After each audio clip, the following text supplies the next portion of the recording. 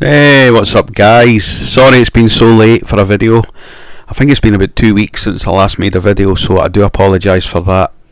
But yep, it's time for another episode of Total Extreme Wrestling, the Major League Wrestling save with Vince Russo as the owner.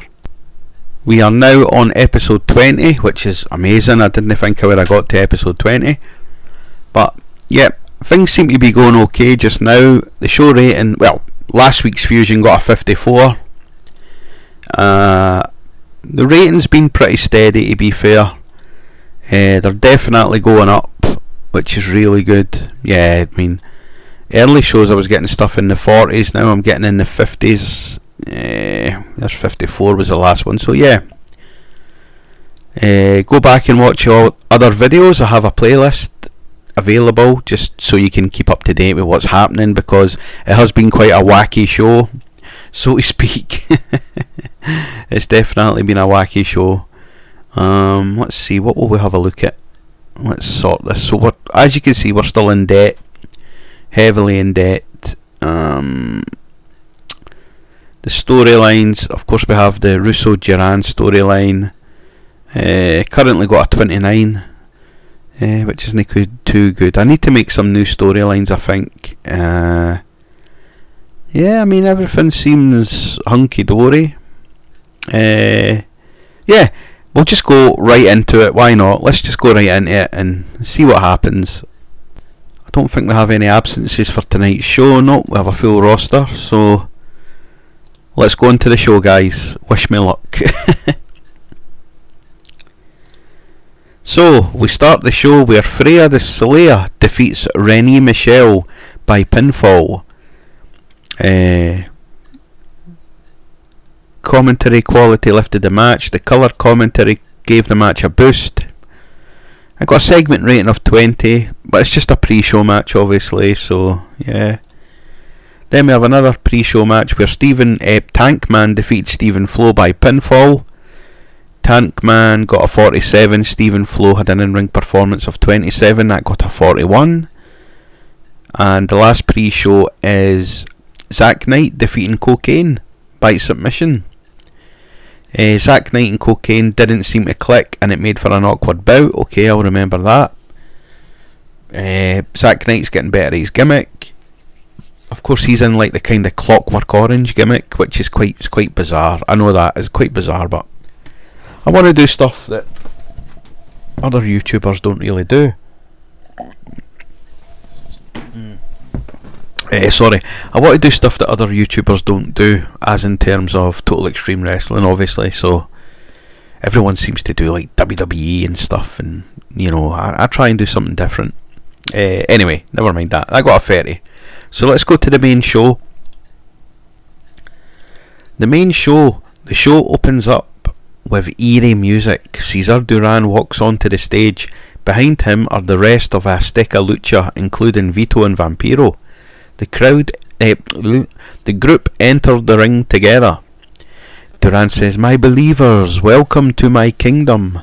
Once again, Mil Muertes proved that he is the monster of MLW when he destroyed Cruel at Once Upon a Time in New York.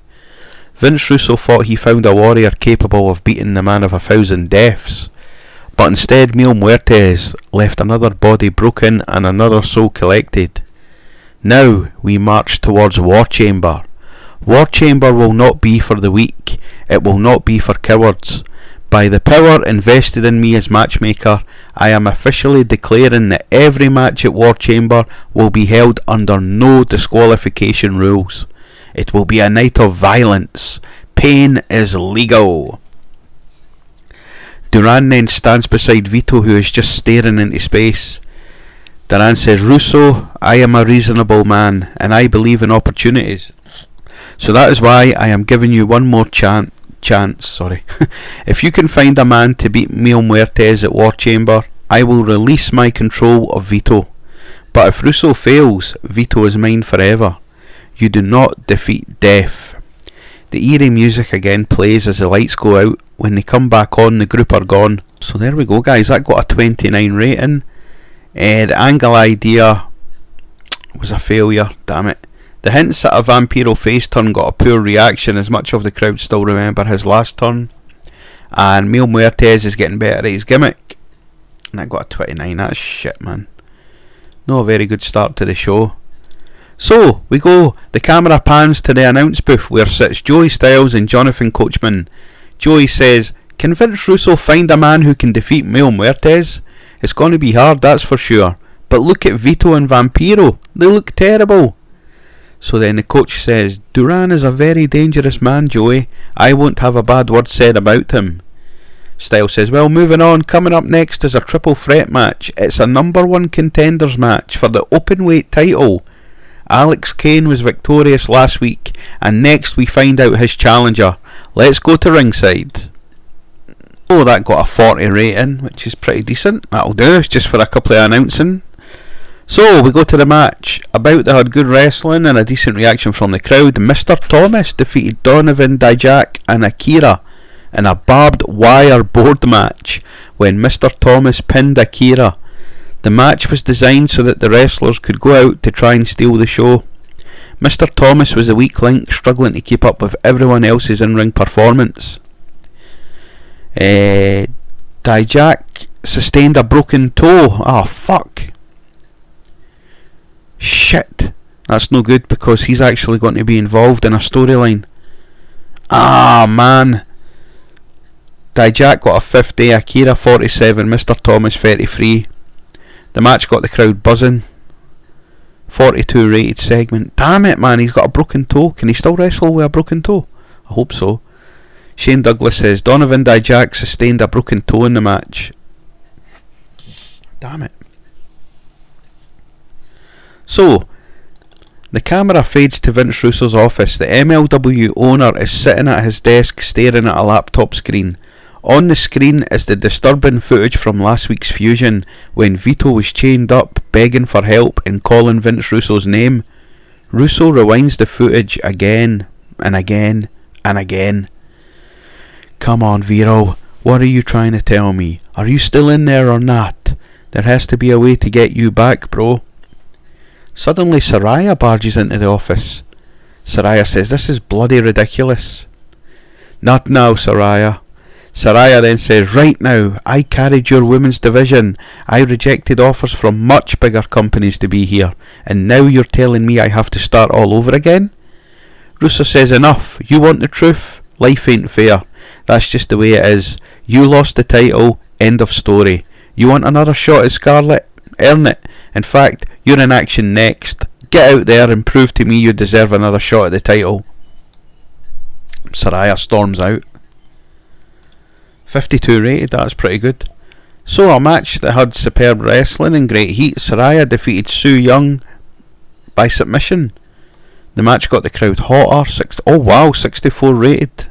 Brilliant. Good win for Saraya as well. So that's the start. She's climbing the ladder. So, the camera cuts backstage where Alex Kane is standing with the MLW National Openweight belt. Beside him is his friend Mr. Thomas, who is fresh off his victory in the number 1 contenders match. Alex says, "Mr. Thomas, my brother, you earned that opportunity tonight. Nobody handed you anything. You fought for it, and you got your shot against me at War Chamber." Thomas says, "You know what, man? That's what I wanted to say this face to face. We've been through a lot together and fought side by side and had each other's backs when no one else would. But brother, when War Chamber comes around, all that respect gets put to one side for one night. Chances like this don't come around often." Alex then says, "I respect that. May the best man win." And they shake hands. And that got a 34 rating. The crowd are still very hot, which is good. So we go to our next match. About had superb wrestling and a decent reaction from the crowd. Mystico defeated Star Jr. by submission with a La Mystica. The match was designed to revolve around a lot of high spots. Mystico makes defence number 2 of the MLW World Middleweight title. And that got a 67. Wow. Women's wrestling, right, and lucha seem to be doing well. They seem to be getting the best ratings. So I'm chuffed with that. Well done, Mystico. So, The camera cuts backstage to Vince Russo's office. Vince is furious after watching Mystico score another victory. That's it, I've had enough of Duran, enough of Mystico, enough of all of this. Russo heads into the hallway when suddenly standing in front of him is the Green Phantom.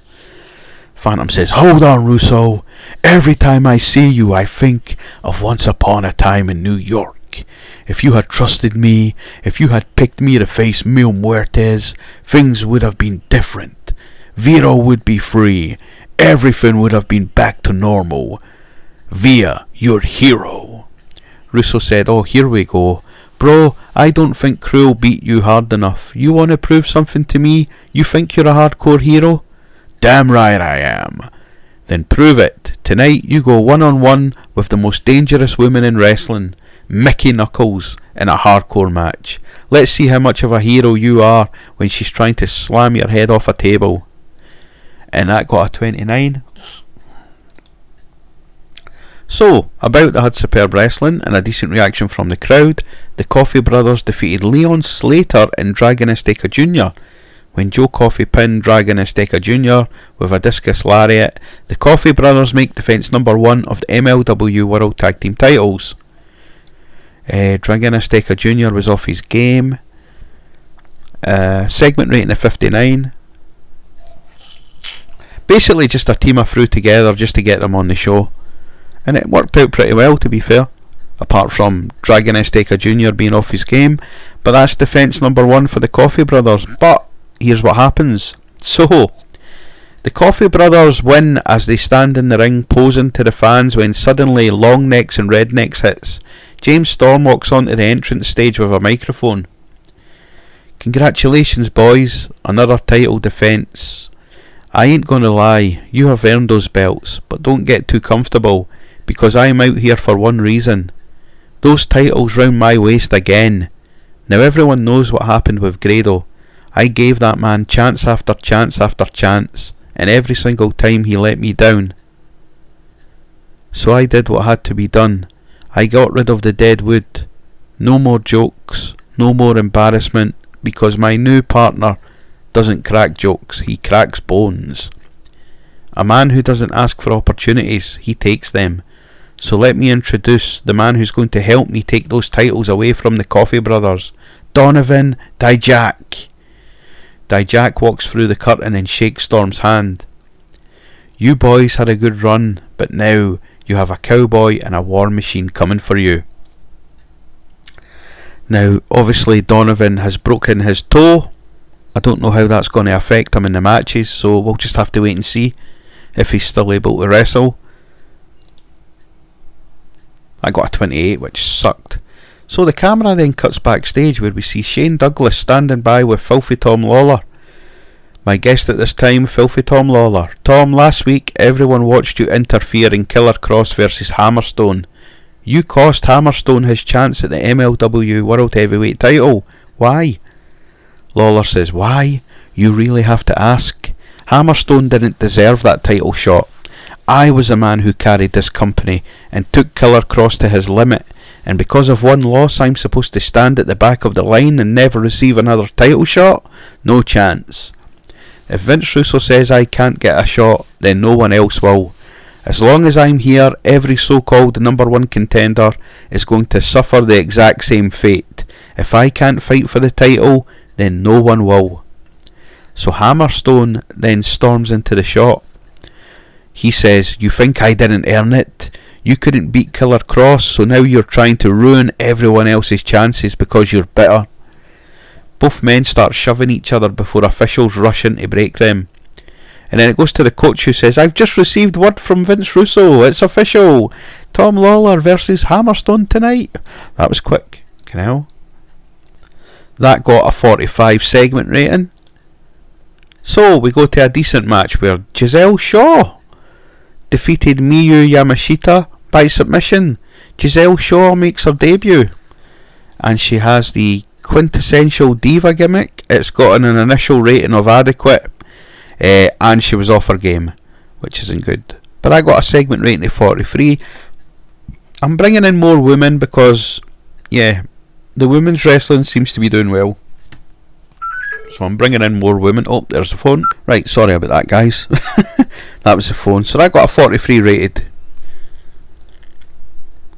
So then the camera suddenly cuts to the parking lot as a large black vehicle pulls up. The driver door opens and out steps Killer Kross with the MLW heavyweight title over his shoulder.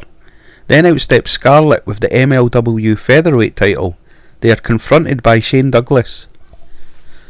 Kross, hold on a second. You're late again. Vince Russo has already warned you about this. I can't imagine him being too happy at this. So Kross, what do you have to say? Kross says, shut up. Mind your damn business. I don't answer to you and I arrive exactly when I want to. Kross and Scarlett walk inside the building. Shane says, well, something tells me Vince Russo and Cesar Duran are not going to let this one slide. And that got a 40. So now we go to the next segment where Green Phantom takes on Mickey Knuckles. Decent wrestling but little heat. The Green Phantom defeated Mickey Knuckles in a hardcore match by pinfall. So the Green Phantom wins. Is this enough to prove to Vince Russo that he is capable? And I got a 26 rating, which is not good. So then the camera zooms to the crowd where we see Killer Kross and Scarlett sitting in the front row drinking champagne. So it looks like they're here to watch this main event very closely. That got a 37. So, main event time. About they had great wrestling and a decent reaction from the crowd. Tom Lawler drew with Hammerstone following a double DQ. The match was designed to be chaotic and full of action in order to get the crowd going. The match got the crowd buzzing. Hammerstone was really off his game. Damn. I got a 51. Not good. Well, it was okay actually. So the camera then follows Lawler and Hammerstone backstage where they are still brawling. Vince Russo and John Laurinaitis are seen shouting, telling both men to stop. Russo calls on security to break this up. I got a 32. Then for the last segment of the night, the camera reveals a dark, damp room. Candles are burning along the floor and strange symbols on the walls. We see Cesar Duran standing in the centre of the room alongside Mystico and Mil Muertes. Vito is still tied up. Duran says, Mil Muertes, War Chamber approaches, and once again Vince Russo believes he has found salvation. A mystery opponent, a man who Russo believes he can defeat you. At War Chamber, I do not simply want you to defeat Vince Russo's chosen warrior, I want you to destroy him. Muertes then starts breathing heavily. And when Vince Russo is watching from ringside, I want him to understand that there is nobody left who can save Big Vito. Cruel failed already, Russo will fail again. Duran then stops and looks towards the corner of the room. Vampiro? Vampiro!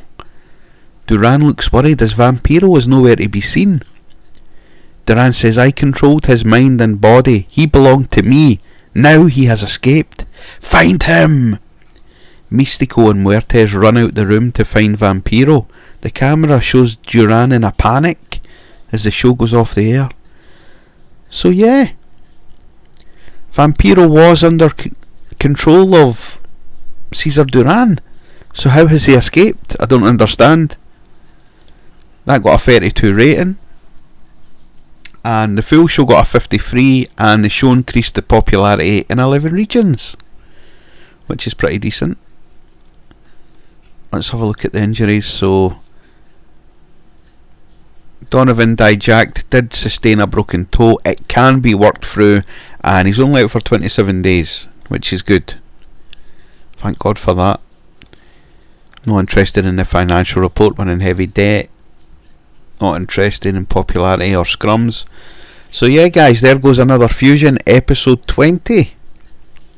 The next episode will obviously be episode 21 and it will be another Fusion show.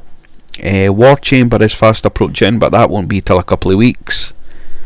So yeah, if you stick with me, I'll see what the fans are saying about it in the dirt sheets. Okay, here we go. So Tiger Hattori is retiring. Wow, he's 80. Fucking hell, and he's not retired yet.